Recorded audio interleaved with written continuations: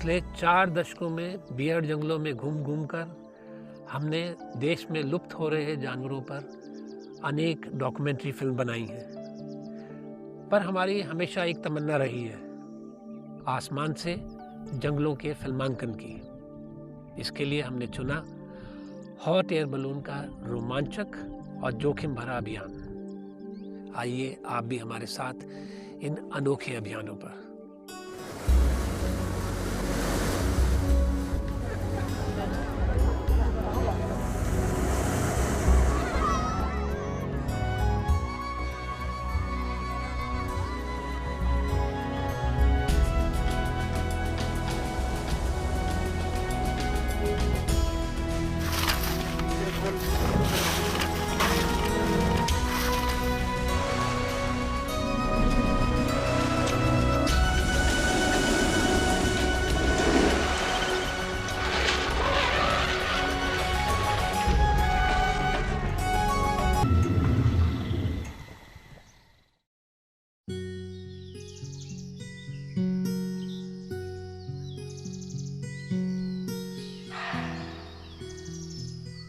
सुनहरी धुंध में लिपटा हिमालय की तराई का ये जंगल वन्य जीवन के तमाम रहस्य समेटे हुए है।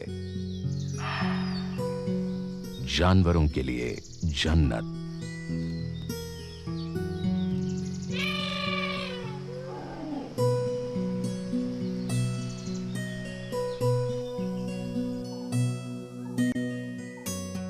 इस बार हमारा मुकाम है प्राकृतिक सुंदरता से भरपूर कॉर्बेट नेशनल पार्क।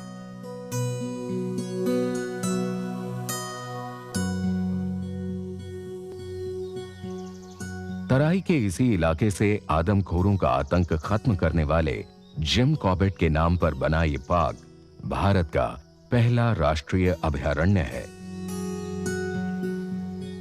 1875 में नैनीताल में जन्मे कॉर्बेट की जिंदगी तराई के इन्हीं जंगलों की कहानी है। जंगल और जानवरों के लिए कॉर्बेट का गहरा प्यार ही था जिसने उन्हें एक शिकारी से अलग प्रकृति प्रेमी की भूमिका में ला खड़ा किया। दिल्ली से करीब 300 किलोमीटर दूर उत्तर पूर्व में हिमालय की तराई में इस पार्क का नामकरण जिम कॉर्बेट को श्रद्धांजलि सरीखा है। इस बार हम निकले हैं यहीं पर गुब्बारे से उड़ान भरने के लिए। नदी नाले, खंदक पहाड़, कहीं पत्थर, कहीं दलदल, विविधताओं से भरे कॉर्बेट नेशनल पार्क में बलूनिंग आसान नहीं है। उड़ान भरने के लिए सही जगह की तलाश हमारी सबसे पहली चिंता है। रामगंगा यहां की मुख्य नदी है जो पूर्व से पश्चिम की ओर बहती हुई कालागढ़ डैम का विशाल जलाशय बनाती है। एक तरफ दूर दूर तक फैला पानी, दूसरी ओर पहाड़ और घने जंगल हमारी बलूनिंग के लिए बड़ी चुनौती हैं। हमें एक ऐसी जगह की तलाश है जहां से हवा हमें कॉर्बेट पार्क के ऊपर उड़ाकर किसी सुरक्षित स्थान पर ले जाए। इसके लिए हमने 2 दिन लगातार रामनगर, गारजिया, मारचुला और कांडा का सारा इलाका छान मारा। My suggestion is that we do take off here.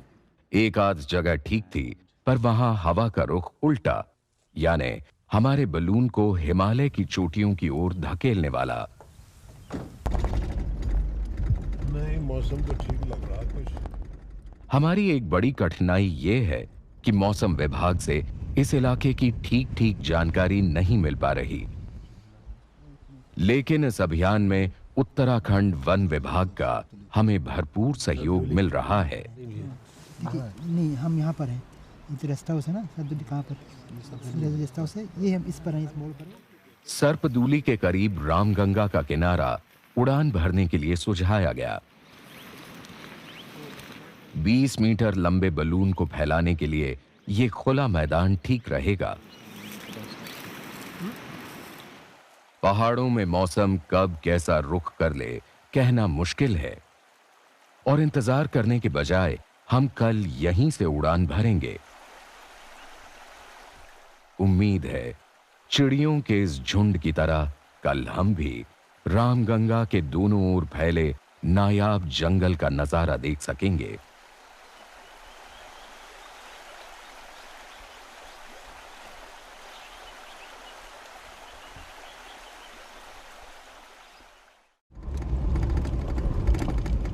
आज चौथा दिन है।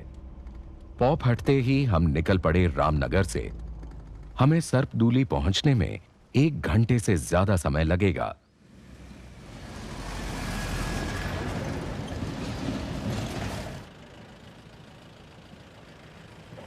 तीन गाड़ियों का हमारा काफिला जगह पर वक्त से पहुंच गया है। सबसे पहले जरूरी है हवा का रुख भांपना। Coming back this way.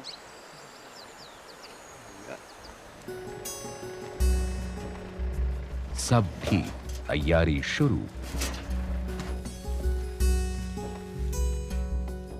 बेंत और विलो से बनी इस मजबूत बास्केट में बिल ने 3 सिलेंडर रख लिए हैं ताकि हम कम से कम 2 घंटे उड़ान भर सकें।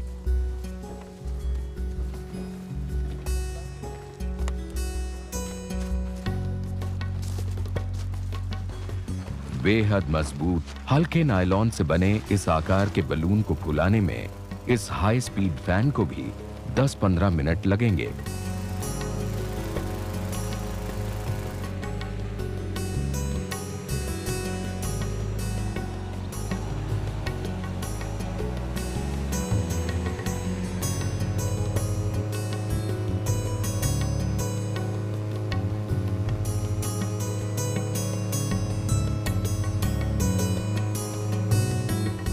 बर्नर खुला, हवा गर्म होने के साथ साथ बलून सीधा होने लगा। उड़ान के दौरान सपोर्ट टीम और वन विभाग के साथ तालमेल बनाए रखने के लिए वॉकी टॉकी जरूरी है, क्योंकि यहां के जंगलों में मोबाइल के सिग्नलों का कोई भरोसा नहीं।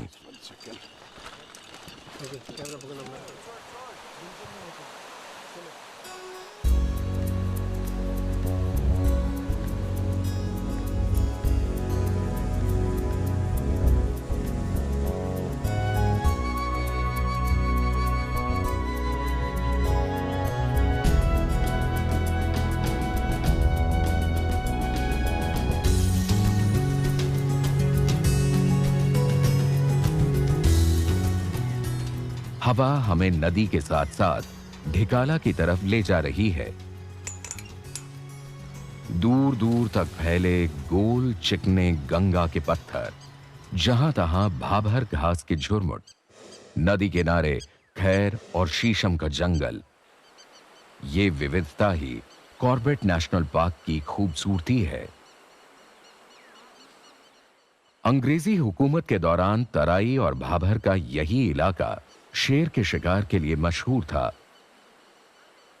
बदलते हालात को देखते हुए कुछ शिकारियों और लगनशील प्रकृति प्रेमियों के प्रयासों से 1936 में यहां के 257 वर्ग किलोमीटर क्षेत्र को हैली नेशनल पार्क का दर्जा दिया गया, जो आज का कॉर्बेट नेशनल पार्क है।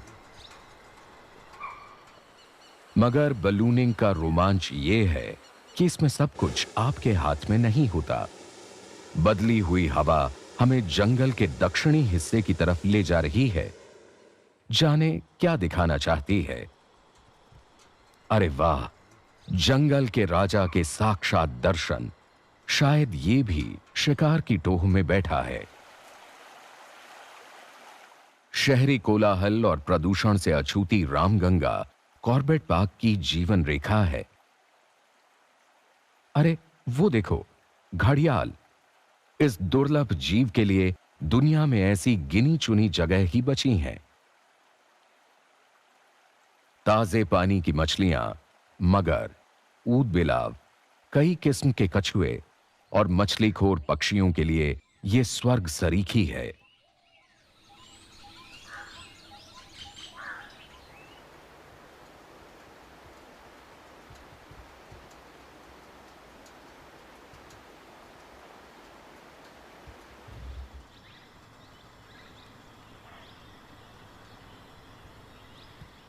कॉर्बेट के विभिन्न ऊंचाइयों वाले पहाड़ों पर पेड़ पौधों की करीब 200 प्रजातियां मिलती हैं। 35 मीटर ऊंचे साल के चमकदार वृक्षों से बना घना जंगल कॉर्बेट की खूबसूरती में 4 चांद लगाता है।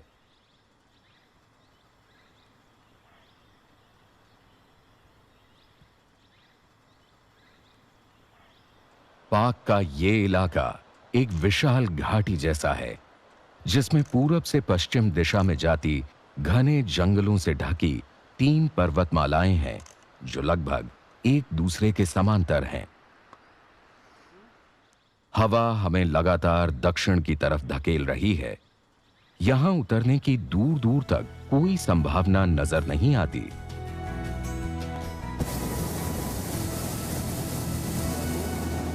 हमने और ऊंचे जाने का फैसला किया।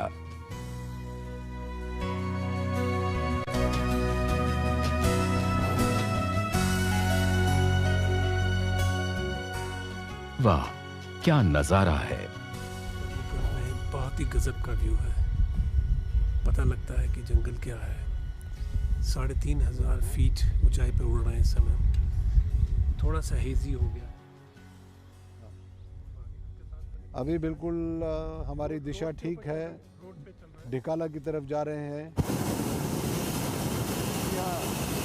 अच्छी बात है। इस ऊंचाई पर हवा का रुख उत्तर की ओर है जो हमारे गुब्बारे को वापस रामगंगा की ओर खींच लाई है। ढिकाला परिसर सामने है। हम यहीं उतरना चाहते हैं। ऊपर और नीचे 2 विपरीत धाराओं में बहती हवा से जूझते हुए हमारे कैप्टन ढिकाला के खुले चौड़ में उतरने की भरपूर कोशिश में लगे हैं।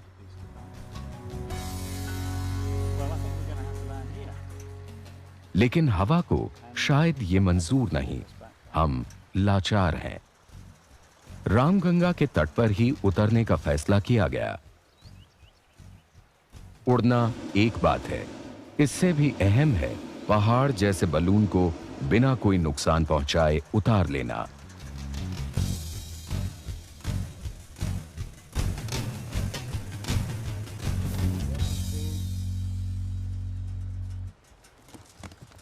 आज हम यहां इस मामले में तो खुशकिस्मत रहे। बलून को जमीन पर लाने के लिए बिल ने उसका वेंट यानी ढक्कन खोल दिया।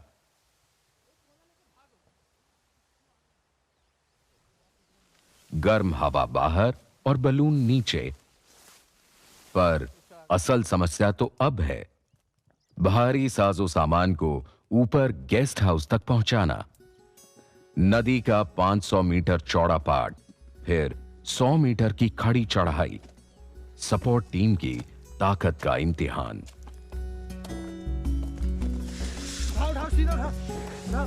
अभी तो सर के ले वो उठा लो। 104 किलो वजनी बलून 6 आदमियों के लिए भी भारी। See, this is the camp elephant. On top of that you have tiger following. And it's a male tiger. Huge. बाघ के निशान कॉर्बेट पार्क के चप्पे चप्पे पर हैं।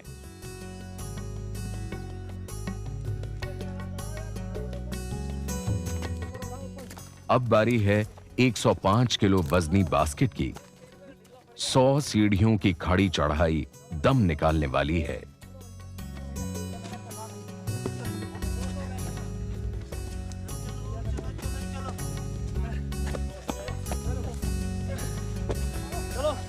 थोड़ा सा रह गया। चलो। हो गया। और अब देखिए, हम तो बचपन से आ रहे हैं तो मुझे जो ऊपर का नज़ारा है वो जन्नत के अलावा कुछ नहीं। बस और इतना खूबसूरत जंगल है जंगल तो कि जमीन नहीं दिखती। पेड़ जिधर तक कैमरा देख रहा पेड़ ही पेड़। चिड़िया कह रही मेरे लिए चमन यही है, पेड़। और जब चिड़िया वो बहेलिया फंसाने के लिए चिड़िया के लिए तब उसने लगाया था, तब वो चिड़िया कह रही है। जब हवा चला हिला तब वो चिड़िया दिखी, तब वो बहेलिया उसको फंसाया चिड़िया को। तब वो चिड़िया कह रही कि हवा के झोंकों में नहीं, हवा चला जैसे आपका हवा से चला वो बाड़ा, इसी तरीके से चिड़िया कह रही। तब उसका दिखाई पड़ी, नहीं तो छिपी थी वो पत्ते में, छुपा हुआ पत्ते में आशियाना था, इन्हीं पत्तों में छिपी हुई थी वो। फूल था न फल था, पत्ता ना आशियाना था, चमन में रह लिया जब तक क्या बधाना। आप चाहे सोने के पिंजरे में अपने घर पे रखें, वो मजा नहीं जितना उसको पेड़ अच्छा है चिड़िया। तो हमने तो आज बिल्कुल आज चिड़िया बन गया माशाल्लाह, मजा ले लिया आज। हाँ, क्या कहने माशाल्लाह। आप तो बहुत मजा लेते रहते हैं लेकिन हम लोगों ने देखा, हमें बड़ी खुशी हुई ऐसी चीज। देखिए इधर वाला बिकता था तो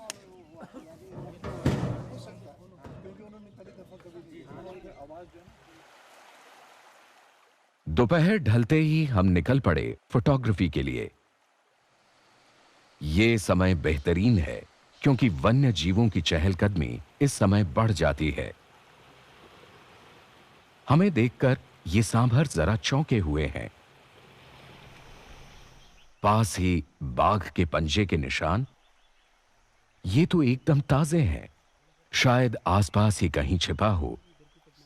संकेत अच्छे हैं, यहीं इंतजार किया जाए। चारों ओर जानवरों की आवाजाही लगी है। जब जंगल इतना जीवंत हो तो आप उसे नहीं बल्कि वो आपको देख रहा होता है।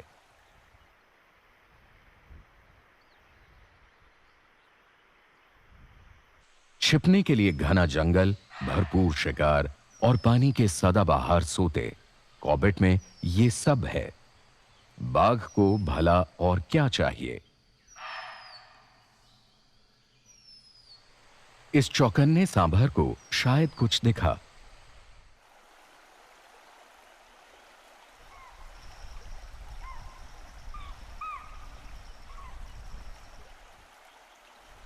ये तो बड़ी बाघिन है।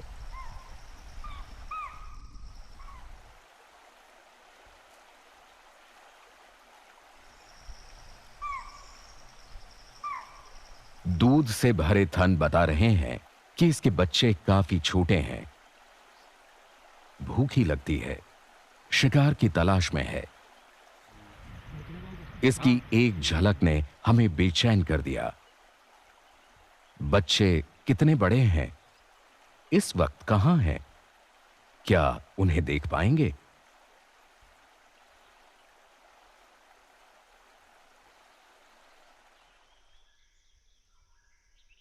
हमने सुबह फिर इसी बाघिन की तलाश में निकलने का फैसला किया।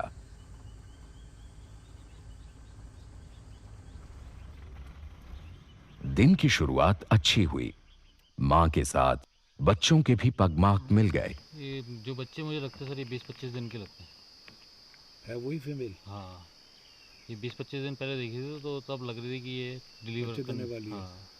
तो अभी तो दूध ही पीते होंगे, अभी कहाँ ज़्यादा मूवमेंट भी नहीं करेंगे माँ के साथ। मूवमेंट नहीं माँ करेंगे। ज़्यादातर इनको छुपा के रखेगी मेरे से बचाने के लिए।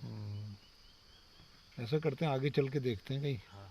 कुछ मालूम पड़े, कोई कॉल वॉल सुनाई पड़े तो फिर अंदाजा लगाया जाए।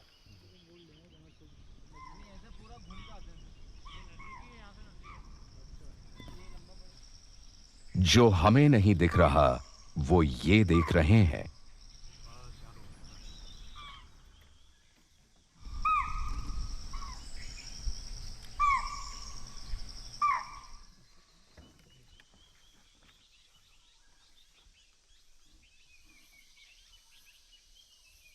वाह, क्या अद्भुत दृश्य है।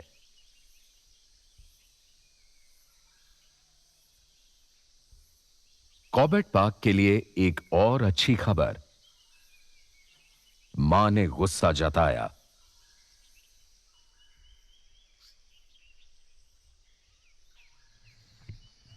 कोई खतरा नहीं, तसल्ली हुई और आगे बढ़ गई। शायद इन शावकों ने इंसान पहली बार देखा है। ये नर बच्चा तो कुछ डरा हुआ है। बेफिक्री से उछलते इन मासूम शावकों को देखना एक बेमिसाल अनुभव है। हम बेहद भाग्यशाली हैं। कॉर्बेट के इतिहास में इतने छोटे बच्चे पहली बार फिल्माए गए हैं। तकरीबन 18 माह तक ये बच्चे मां की देखरेख में जंगल के तौर तरीके सीखेंगे।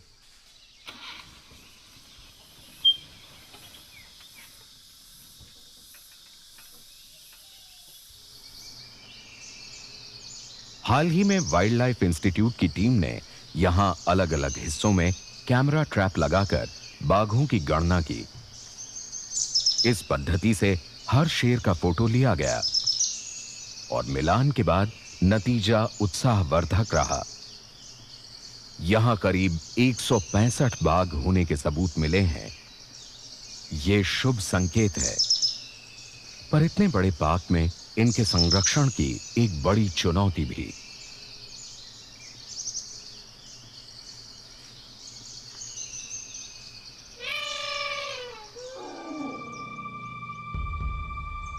कुछ आगे चलकर हमारा सामना हुआ मदमस्त गजराज से। ये तो सीधा हमारी ओर ही बढ़ता चला आ रहा है। मस्ती में चूर ऐसे विशालकाय ताकतवर नर के सामने हमारी बिसात ही क्या है। मन में खौफ है कि न जाने क्या हो जाए।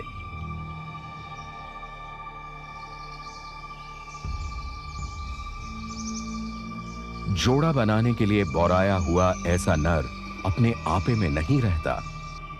ऐसे में इसके आसपास होना खतरनाक साबित हो सकता है। गनीमत है, सिर हिलाकर नाराजगी दिखाई और रास्ता बदल लिया।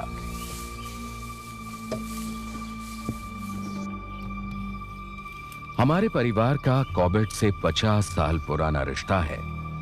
यहां के हाथियों को हम बचपन से ही देखते रहे हैं, लेकिन ऐसे मदमस्त हाथी के साथ ये नजदीकी मुलाकात अविस्मरणीय रहेगी। इसकी बेचैनी साफ देखी जा सकती है। दोनों दांतों के बीच पेड़ के तने को रख शायद ये कनपटियों पर दबाव बना रहा है। इससे मद तेजी से रिसने लगेगा। हो सकता है इससे इसे सुकून मिले।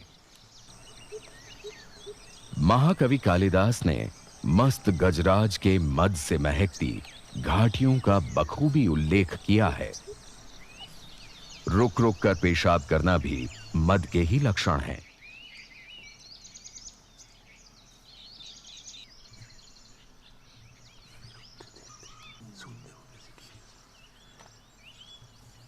ये सूंड उठाकर किसी हथिनी की गंध ले रहा है ताकि जोड़ा बना सके। यहां तकरीबन 400 जंगली हाथी छोटे बड़े झुंडों में रहते हैं। इसके लिए मौके अच्छे हैं।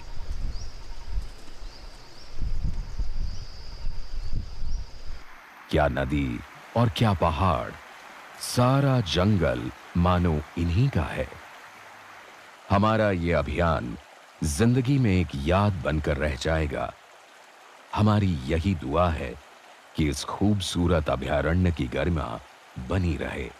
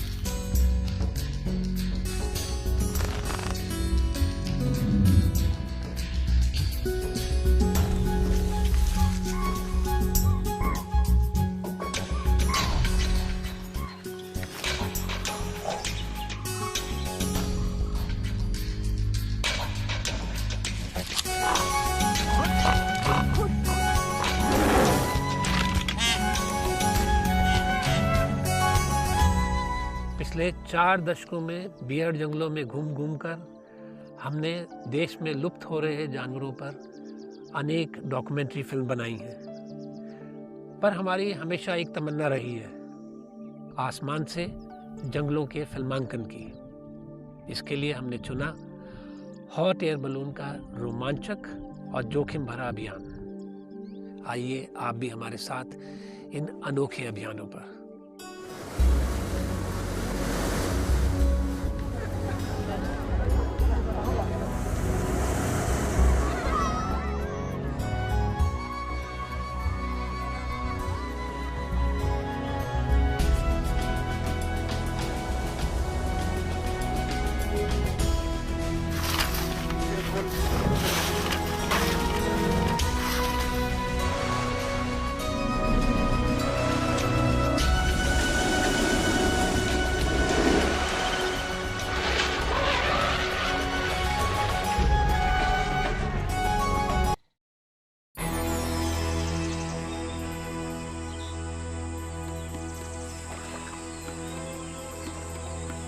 वन्य प्राणियों की विविधता और प्राकृतिक सौंदर्य से भरपूर ये है बार नवापारा का अभयारण्य।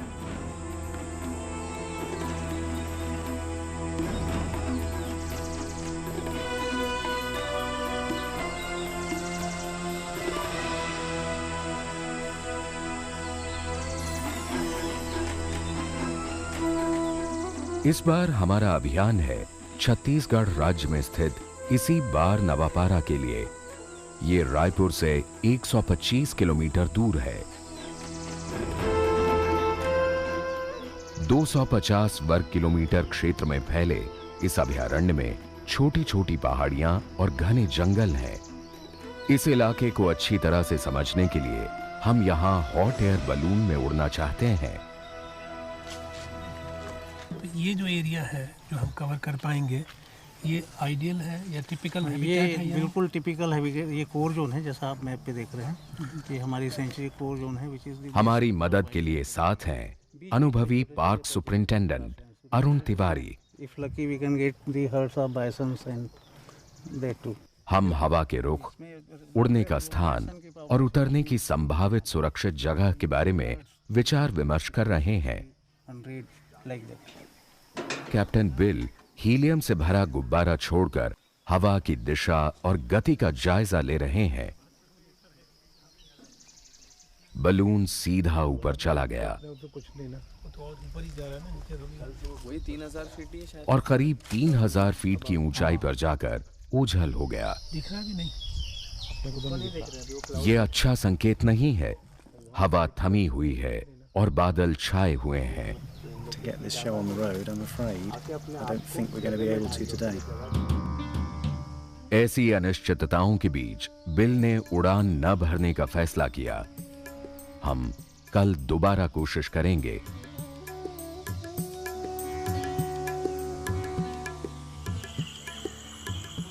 अभयारण्य में आमतौर पर पर्यटक को रात में घूमने की इजाजत नहीं होती, पर हम अपने दर्शकों को दिखाना चाहते हैं कि इन जंगलों में रात को कितनी चहलकदमी रहती है। हमें खुशी है कि हमारा विशेष अनुरोध उच्च अधिकारियों ने मान लिया। जानवरों का अंधेरे में फिल्मांकन करने के लिए हम नाइट विजन कैमरा और इंफ्रारेड लाइट से लैस हैं। हमारी शुरुआत हुई एक पाम सिवेट से। आमतौर पर शाकाहारी ये जीव रात में ही सक्रिय होते हैं और दिन भर पेड़ों की खोखल में पड़े सोते रहते हैं। आगे चीतलों का एक झुंड दिखा जो कि पानी पीकर लौट रहा था।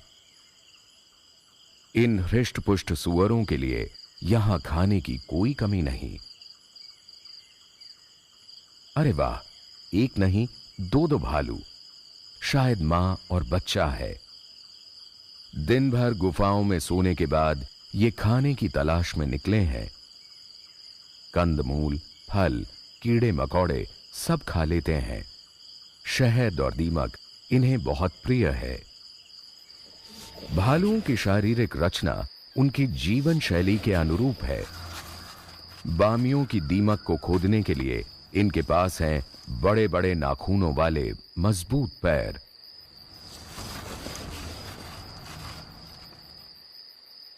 आजकल तेंदू पक रहे हैं। इसके खुशबूदार मीठे फल दूर दूर से जानवरों को अपनी ओर खींच लेते हैं।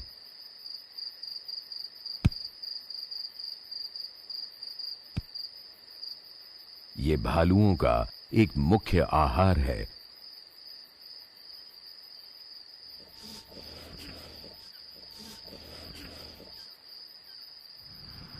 हम जंगल के एक दूसरे हिस्से की ओर बढ़े। यहां मिला हमें गाय गौर का एक झुंड। ये बार नवापारा की शान है। आमतौर पर पहाड़ी इलाकों में रहने वाले ये जीव खाने की तलाश में मैदानी जंगलों में आ जाते हैं। घास, पेड़ों, झाड़ियों के पत्ते, गिरे फल और बांस इनका मुख्य भोजन है।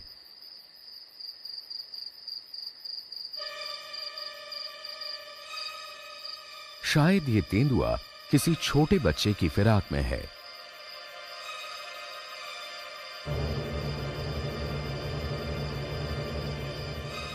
लगता है कि तेज नाक वाले कुछ सदस्यों को इसकी भनक पड़ गई।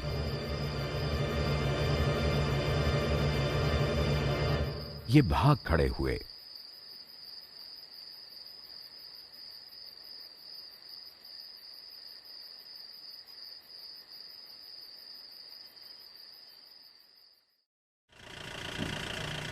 अगले दिन हम लोग बहुत सवेरे ही कोठारी गांव के पास खुले मैदान में पहुंचे और जुट गए तैयारियों में। बिल ने बास्केट के ऊपर बर्नर लगाकर तैयारी शुरू की। अब 70 फुट लंबे जमीन पर बिछाए गुब्बारे में पंखे की मदद से हवा भरनी है। 10-15 मिनट में इसमें 1.5 लाख घन फुट हवा भर जाएगी। बिल सुनिश्चित करना चाहते हैं कि बलून के वेंट यानी ढक्कन को कंट्रोल करने वाली रस्सियां ठीक से काम कर रही हों।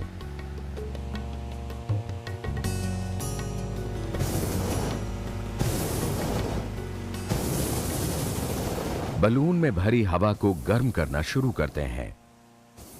हल्की गर्म हवा बलून को ऊपर उठाने लगी है, जिससे यह सीधा होने लगता है।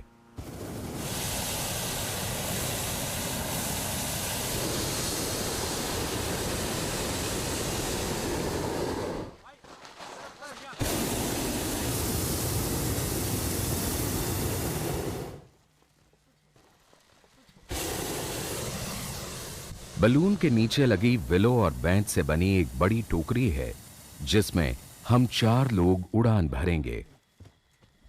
साथ में ईंधन के लिए रखे हैं 3 सिलेंडर।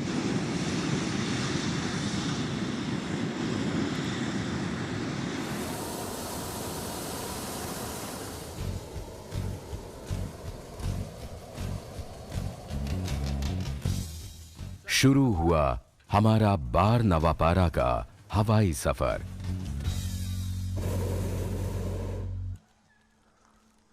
उड़ते ही नजर आए जंगल के बीच वन ग्रामों के खेत।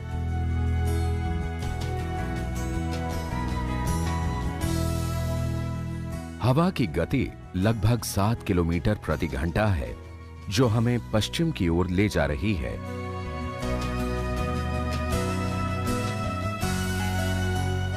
देश में छत्तीसगढ़ एकमात्र ऐसा हरा राज्य है जहां 44% जंगल हैं। अनेक प्रकार के हरे, पीले, मटमैले, लाल रंगों वाले पेड़ों का ये जंगल बार नवापारा की शोभा में 4 चांद लगा रहा है।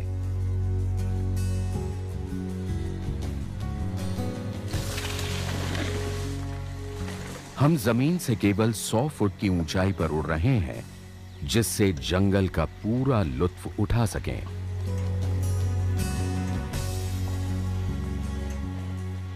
तभी हमारी नजर पड़ी एक खूबसूरत नर गौर पर, जो हमारे गुब्बारे को देखकर स्तब्ध खड़ा था।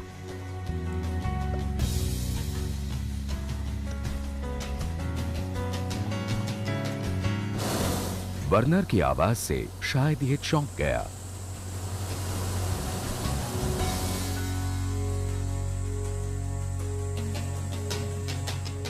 हरे पेड़ों से घिरा कौंझी का ये गंजा वृक्ष मानो किसी मूर्तिकार की कला का प्रदर्शन कर रहा हो।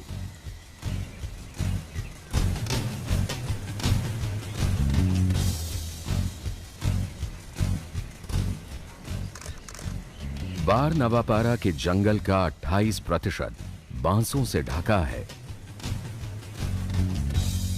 यहां महुआ, तेंदू, शाल और सागवान जैसे पेड़ों के मिश्रित वन हैं। कभी इस इलाके में गोंड और भील जाति के लोग जगह बदल बदल कर खेती किया करते थे। मनमाने ढंग से जंगलों को जलाना और काटना आम बात थी। 1976 में अभयारण्य बनने के बाद भी यहां जंगलों का दोहन होता रहा। 15 साल के बाद ही इस पर पूरी रोक लगाई गई। आज की स्थिति बिल्कुल बदली हुई है। इन बचे जंगलों पर चारों ओर से भारी दबाव है।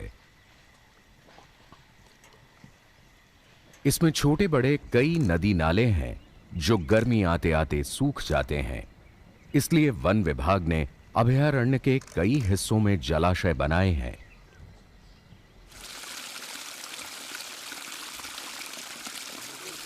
कितना ठंडा और साफ पानी है बिल्कुल।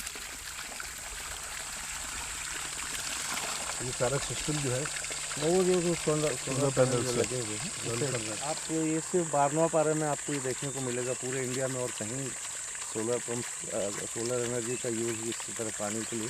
और एक बार इसको लगा के 20 साल तक के आप इसको कोई आदमी की जरूरत नहीं, कोई आदमी की नहीं, स्टार्ट करे बंद करे नहीं, कोई कुछ भी ज़रूरत नहीं है। जैसे धूप आती है अपने आप शुरू हो जाता है और सनसेट होने के बाद ये अपने आप बंद हो जाता है। सौर ऊर्जा द्वारा बार नवापारा के 5 जलाशयों में पानी भरने का कार्य वन विभाग के लिए बहुत सराहनीय है। ये जलाशय जीवों के लिए वरदान है और भूमिगत जल स्तर को भी सुधार रहे हैं।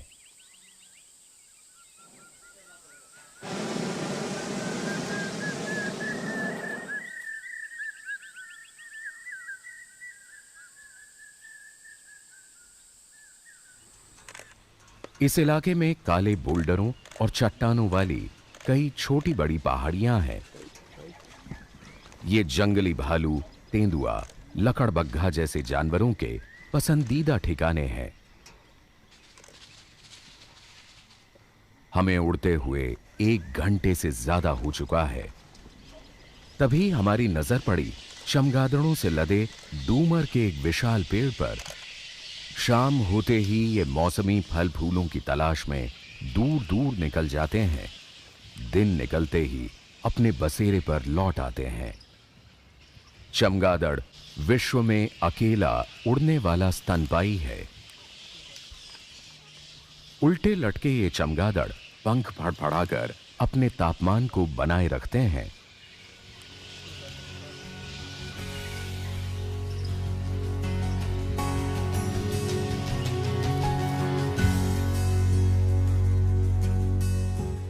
बार और नवापारा 2 गांव हैं, जिनके नाम पर ही इस अभयारण्य का नाम पड़ा। हमारी किस्मत अच्छी है कि हवा हमें इन्हीं गांवों के खेतों की ओर ले आई है।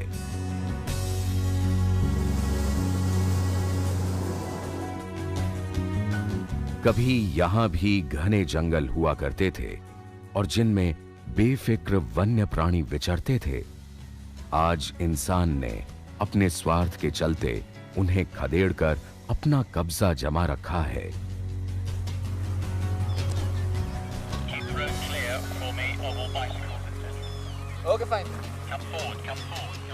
हमारे बलून को नीचे उड़ता देख बच्चे पीछे हो लिए।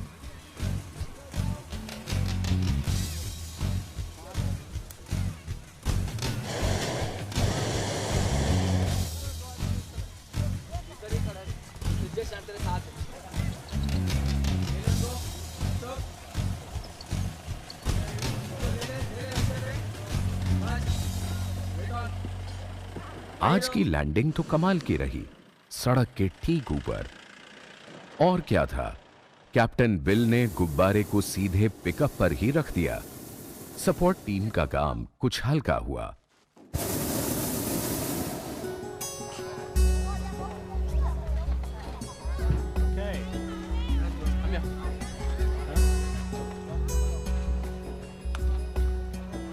गांवों का हुजूम उमड़ पड़ा। जंगल में उत्सव का सा माहौल बन गया। क्या बच्चे, बूढ़े, औरतें सब हमारे पहाड़ जैसे अजूबे को पास से देखना चाहते हैं।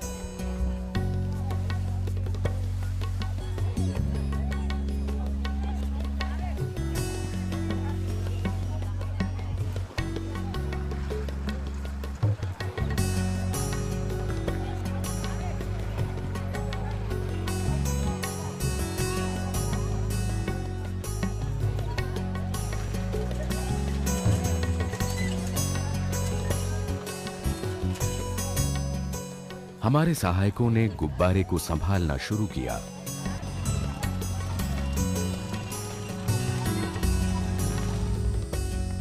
हम वन विश्राम गृह में लौट आए।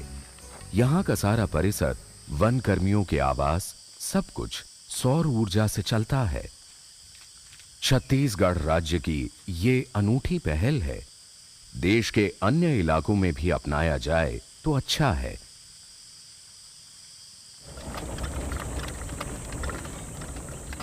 कुछ आराम करने के बाद हम फिर निकल पड़े जंगल के लिए।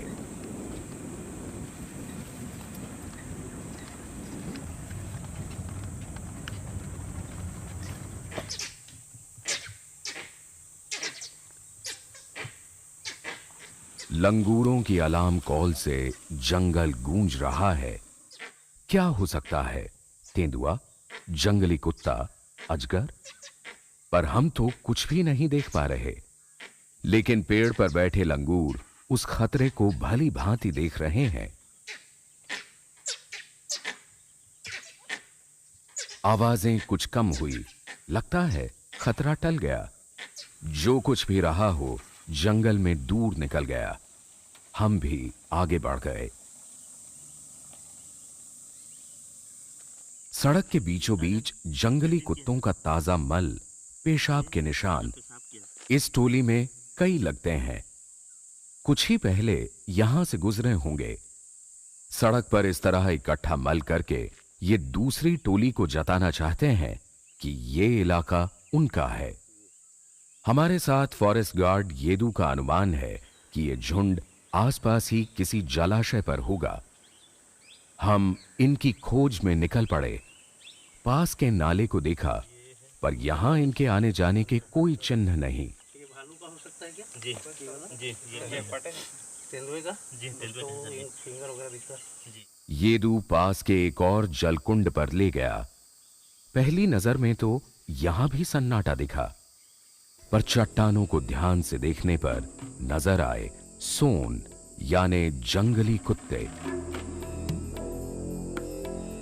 कुछ सो रहे हैं, कुछ चौकन्ने हैं। लगता है पूरी टोली छिपकर शिकार की टोह में है। किसी जानवर के पानी पर आते ही ये उसे धर दबोचेंगे। फिलहाल पानी पर भुजंगा, बड़ा बारबेट, भृंगराज और गटारें ही अपनी प्यास बुझाने आई हैं।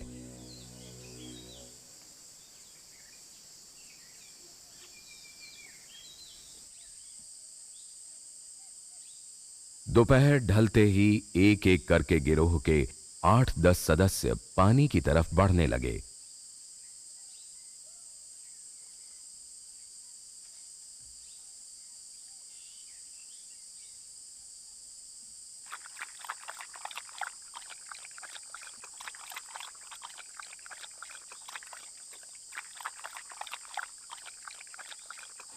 इन महाशय को देखिए, कहने को गिरोह का मुखिया नर, पर खा रहे हैं एक नन्हे से मेंढक को।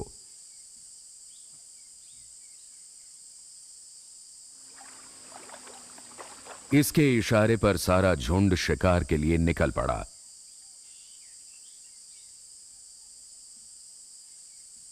ये नाले ही नाले आगे बढ़ रहे हैं। शिकार मारने में गजब का तालमेल और फुर्ती के कारण शेर तेंदुआ भी इनसे कतराते हैं। जंगल में जिस ओर निकल जाएं, हाहाकार मच जाता है।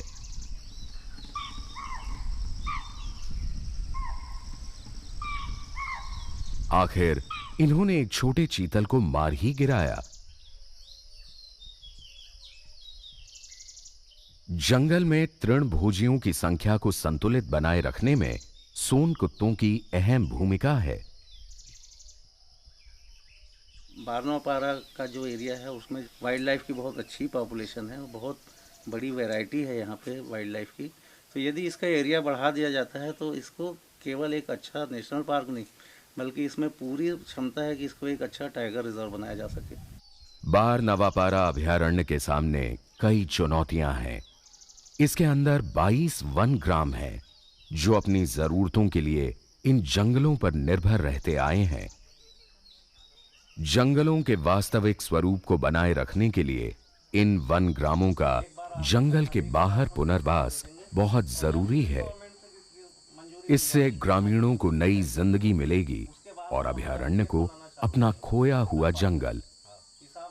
इसके लिए वन विभाग की कोशिशें जारी हैं, लेकिन ये काम आसान नहीं। हर किसान को 1800 को दे रहा है, उसको हर 1800 को जमीन दीजिए, हम तुरंत तत्काल छोड़ के चले जाएंगे यहाँ से। यहाँ से सहमति पत्र ले जाते हैं और जब वो खेत बनाए के समय आते यदि कोई गांव के लोग यहाँ से विस्थापित होने को तैयार हों तो उनकी सहमति मिलते ही 4-6 महीने में उसको कार्य रूप में परिणित किया जा सके, ऐसी कोई व्यवस्था बनाई जानी चाहिए। यदि ऐसा हो जाएगा तो मेरे को पूरी उम्मीद है कि हमारे पूरे गांव 1-2 साल में ही बाहर विस्थापित किए जा सकते हैं। मध्य प्रदेश के बाद छत्तीसगढ़ देश का दूसरा राज्य है जहां सबसे ज्यादा आदिवासी रहते हैं। ये लोग सदियों से यहां के जंगलों में रहते आए हैं और उसके महत्व को अच्छी तरह समझते हैं।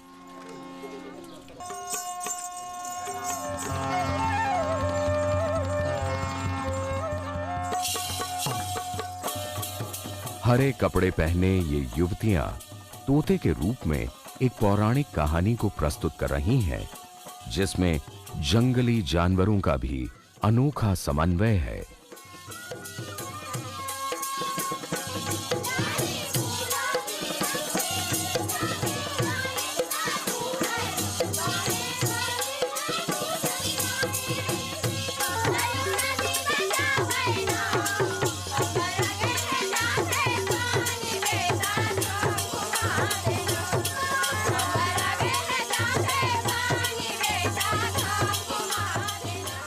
हम आशा करते हैं कि भविष्य में जंगल और वन्य जीव भी बचे रहेंगे और ये लोग और इनकी संस्कृति भी